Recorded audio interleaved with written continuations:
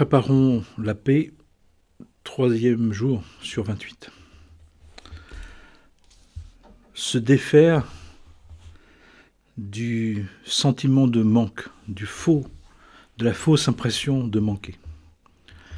Si on essaie de regarder pourquoi on s'est mis en colère, pourquoi on se met en conflit, pourquoi on se fait la guerre, pourquoi on est en guerre,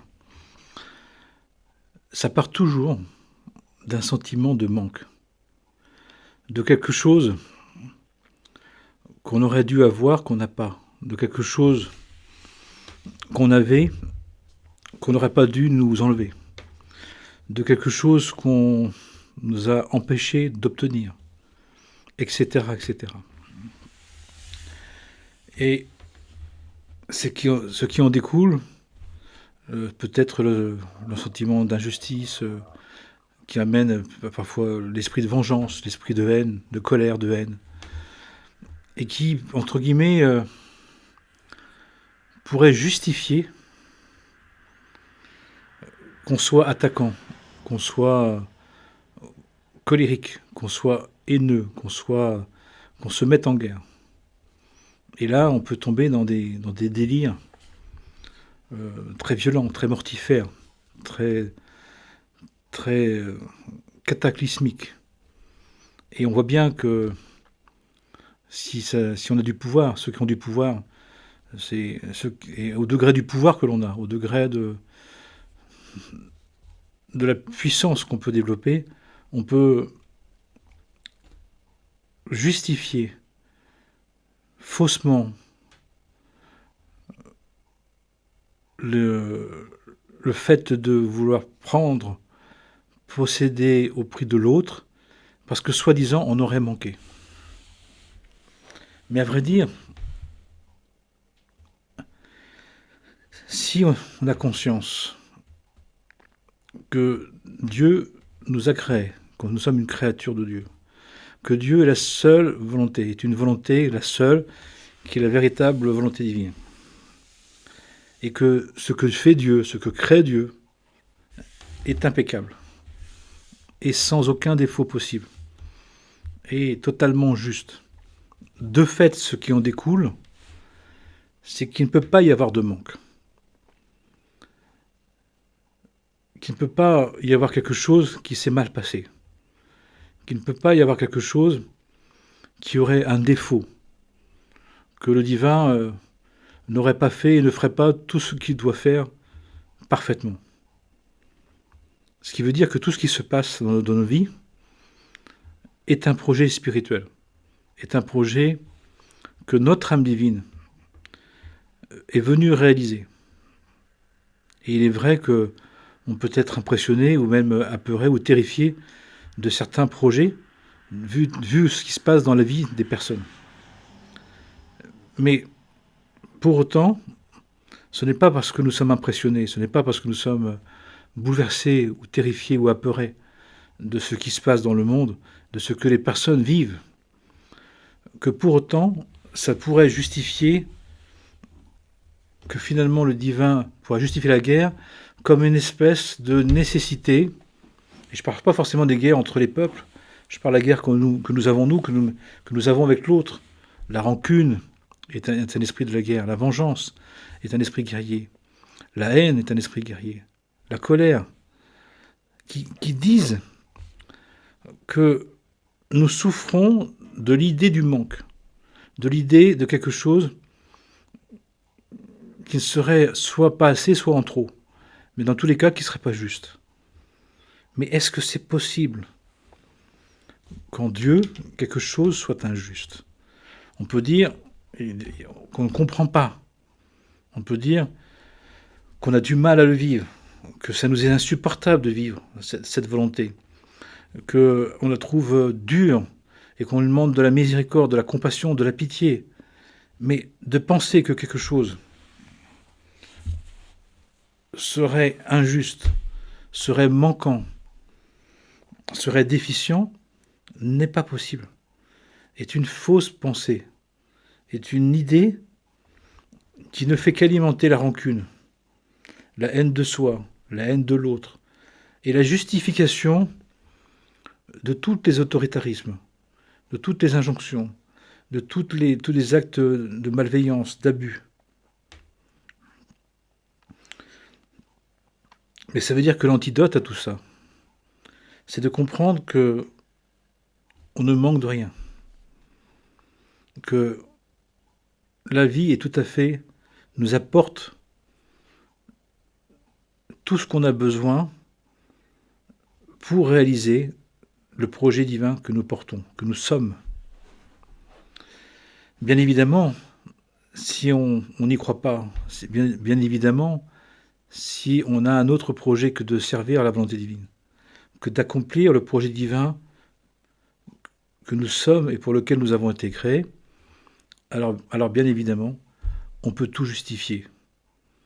On peut penser que, puisqu'on a manqué, puisqu'on n'a pas eu, puisqu'on aurait dû avoir, puisqu'on nous a empêchés, puisqu'on nous a privés, eh bien, qu'on pourrait utiliser tous les moyens, jusqu'à la violence, jusqu'à la guerre, puisque la guerre est le paroxysme d'un état de conflit, d'un état conflictuel, d'un état de tension, d'un état de frustration, d'insatisfaction, de croyance que quelque chose pourrait justifier d'être en guérilla, d'être en conflit, d'être en haine, d'être en guerre.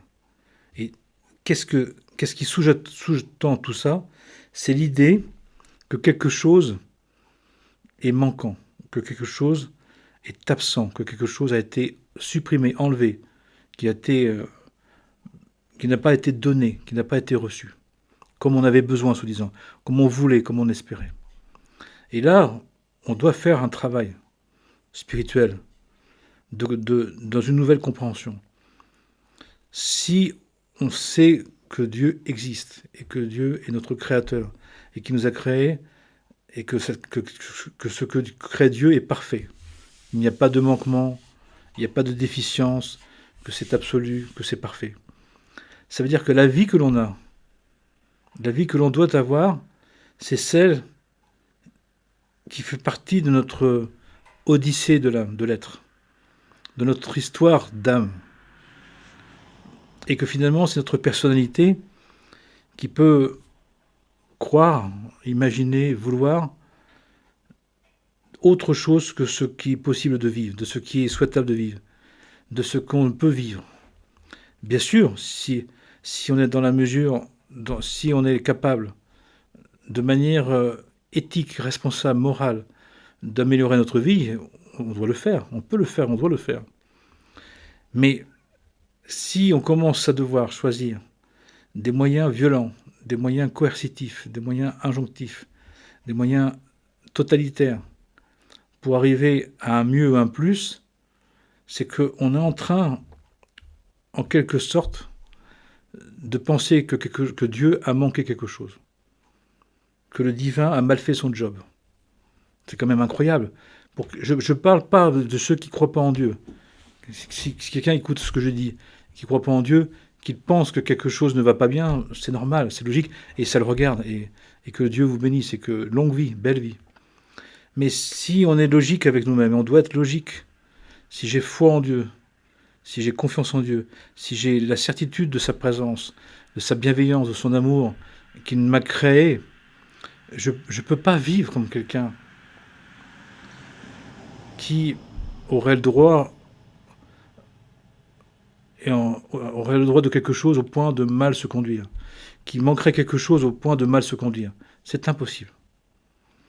Et la paix, de préparer la paix, c'est de savoir ça. C'est de savoir se contenter, savoir se satisfaire, savoir demander, savoir espérer, savoir tenter des choses, mais jamais, jamais au détriment des principes spirituels, des principes moraux, des principes fraternels, des principes de l'amour du prochain, des principes divins. Impossible. Mais ce que je dis là aussi, c'est que il y a un autre degré. C'est en se satisfaisant de sa situation, en appréciant sa situation, en goûtant à ce que nous sommes, comme c'est, nous faisons un témoignage vivant d'une dimension d'accord, d'acceptation, de respect, d'amour de la vie, d'amour de Dieu, d'amour du prochain, qui amène à la paix, qui amène à apaiser. Pourquoi ? Parce que nous ne sommes pas là d'un point de vue spirituel pour nous satisfaire du monde. Nous ne sommes pas là pour que le monde nous rassasie, nous satisfasse, nous suffise. On ne peut pas servir Dieu et le monde. On ne peut pas servir l'Esprit de Dieu et l'Esprit du monde. Ce n'est pas possible. Ce qui veut dire qu'on est des passants, encore une fois, on est des cheminants. On ne peut pas se satisfaire du monde. On ne peut pas trouver notre complétude, notre entièreté, l'absolu dans le monde. Le monde, il nous renvoie justement qu'il ne peut pas être suffisant. La bonne lecture des choses, la juste lecture des choses, d'un point de vue des enseignements, pour un croyant, c'est que le monde ne peut pas nous satisfaire, que le monde ne peut pas suffire, que le monde ne peut être que manquant. Parce que pour nous montrer à quel point on a besoin de Dieu, on a besoin que la complémentarité, que la complémentaire, ça soit rempli, tenu par notre désir de Dieu. Et celui qui s'y consacre, celle qui s'y consacre, ne peut plus penser qu'il lui manque quelque chose du monde, qu'il lui manque quelque chose de matériel, de financier, d'affectif, d'émotionnel, de sensuel, de sexuel, de personnel. Parce que la personne comprend que, quel que soit ce que le monde pourra lui offrir, ce qu'elle pourra trouver dans le monde, ça ne pourra pas satisfaire cette part de notre être qui est dans la quête spirituelle, qui est dans la quête de Dieu, qui veut que ça soit Dieu lui-même qui lui apporte, que ça soit Dieu lui-même qui lui offre, que ça soit Dieu lui-même qui lui parle, qui la bénisse.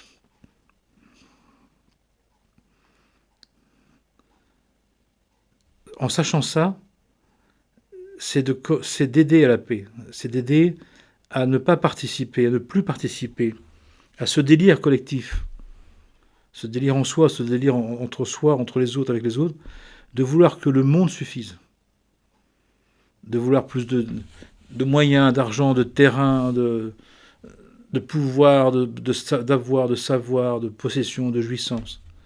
Parce que tout simplement, Dieu a fait cette création pour que ça ne nous suffise pas, pour qu'on ait la possibilité de revenir vers lui, qu'on ait la possibilité de chercher autre chose que de se satisfaire des passions du monde et du monde des passions. C'est fait comme ça. Donc de fait, il nous faut nous défaire de l'idée d'un manque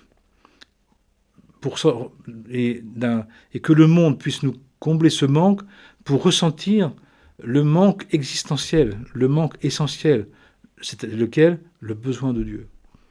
Le besoin de fabriquer, de créer une relation à Dieu, une nouvelle relation, qui est portée par un acte libre, un acte d'amour libre, un acte d'adhésion libre, un acte de volonté libre, de trouver la satisfaction, la compréhension, la rassurance, le bien-être, le sens à sa vie, l'accomplissement à sa vie dans notre relation au divin, à cette quête spirituelle, cette quête de vérité, cette quête de sens.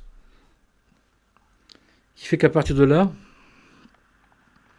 dans cet aspect des choses, dans ce sens-là, il n'y a pas de manque. On a tout ce qu'on a besoin. On a encore tout ce qu'on a besoin, on a même encore trop. Il y a une partie dans cette degré-là, où il y a même une partie qui nous est donnée pour le rendre. Mais dans tous les cas, en ayant en tête que la complétude est dans notre recherche du divin. Cherchez le royaume de Dieu et tout vous sera donné, en surcroît. Il n'y a pas de manque. S'il n'y a pas de manque, il ne peut pas y avoir de conflit. Parce qu'il n'y a pas d'attente que le monde, que l'autre, que le monde de l'autre, que la vie du monde nous rassasie, nous doivent quelque chose, doivent nous satisfaire, doivent nous rendre, doivent nous apporter ce que seul notre désir de Dieu peut nous apporter. Et donc, de nous préparer à faire la paix, c'est de nous préparer à de nous décrocher, de nous défaire de toutes les attentes d'être comblés par le monde. Parce que tout simplement, encore une fois, c'est impossible. Ça veut dire ne pas se laisser accaparer par l'idée que ce monde peut nous suffire. Que en ayant plus, en ayant différemment, en ayant encore, ça pourra nous accomplir. Parce qu'à vrai dire, ce n'est pas possible. Puisqu'il s'est dit textuellement, on ne peut pas servir Dieu et le monde. Donc, mais on peut se servir du monde pour revenir à Dieu. On va vers le monde, on expérimente le monde, non pas pour qu'il nous rassasie, qu'il nous satisfasse, non pas pour remplir le manque et les cases vides, mais pour comprendre que ce n'est pas le monde qui va pouvoir les remplir. C'est pour ça qu'on nous a laissé la possibilité de consommer, d'aller vers l'extérieur, pour s'apercevoir qu'il y a quelque chose qui ne s'y trouve pas, qui ne peut pas s'y trouver, et qui va justement au fur et à mesure mettre à jour par la consommation, par les plaisirs qui sont très sympas, qu'il y a quelque chose qui ne peut pas être rempli, qui ne peut pas être rassasié, qui ne peut pas être vécu par l'extérieur, qui fait que finalement les manques que l'on ressent, qui peuvent nous faire croire que en ayant plus de possession, de puissance, de jouissance, de pouvoir, d'avoir, de savoir, va être suffire. À vrai dire, le manque que l'on ressent, c'est un manque de sens profond. C'est le manque de la quête spirituelle. C'est le manque de chercher Dieu. C'est le manque de chercher en son âme et conscience la vérité.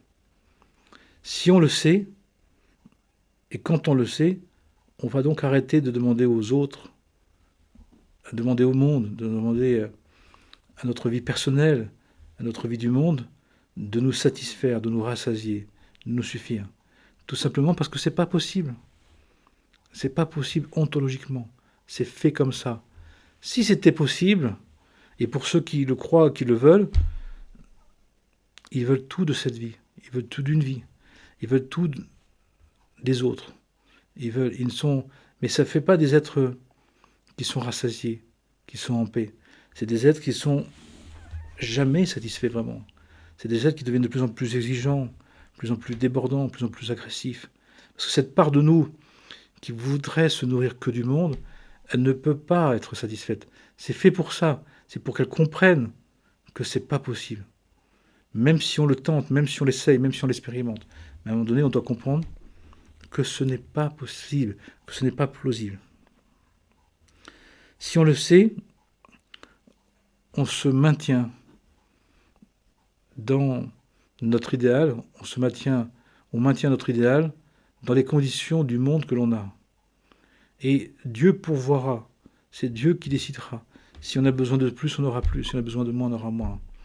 Mais le divin nous a garanti qu'il nous donnerait, nous apporterait ce dont on a besoin pour réaliser ce projet.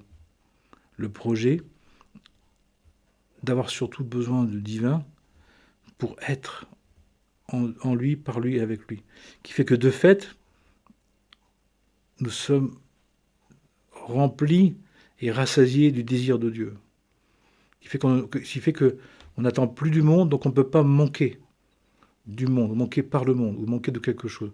Qui fait qu'on n'a pas besoin de trouver des stratégies de conflit et de guerre pour obtenir de l'autre, de l'extérieur du monde, quelque chose qui, de toute façon, est vain en son principe, en son essence, qui ne peut pas fonctionner, qui fait qu'on n'est plus dans des rapports de force, qu'on n'est plus dans des rapports de comparaison, ni d'humiliation, ni d'injonction, parce que tout simplement, on comprend que chacun et chacune a son rôle, a sa place, à ses besoins, à ce qui lui est attitré, ce qui appartient à quelqu'un n'appartient pas à l'autre.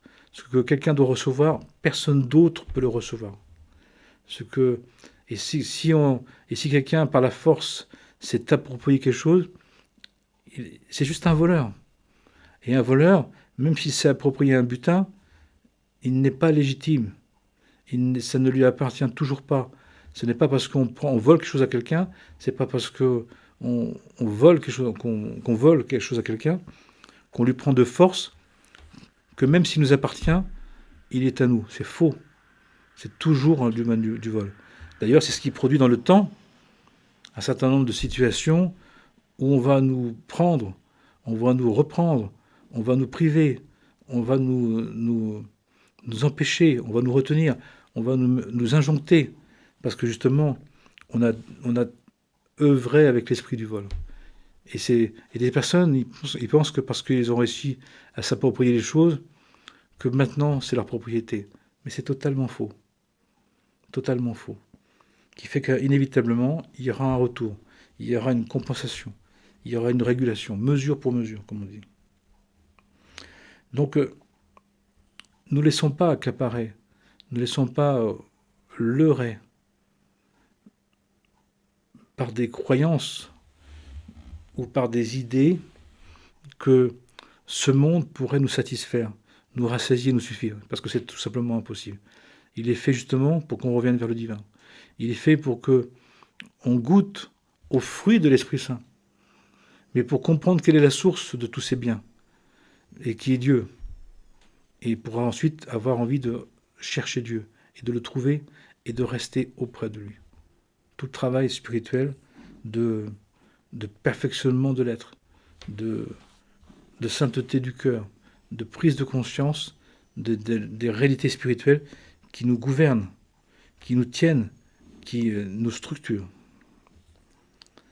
Donc, défaisons-nous de toutes les croyances que quelque chose aurait dû se faire, on aurait dû obtenir, on aurait dû avoir, qui fait que ce sentiment de manque, cette impression de manque, pourrait justifier de manière malsaine, de manière odieuse, de manière violente, tous les débordements, toutes les violences que l'on voit, parce que simplement c'est une fausse lecture, c'est une mauvaise lecture des événements.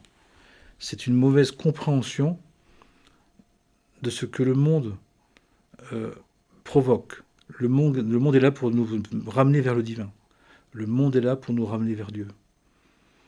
Et donc le monde ne peut pas nous suffire, de toute façon, à savoir. Que la paix soit sur nous, entre nous et tout autour de nous, pour le bien de tous les êtres. Amen. Shalom. Salam.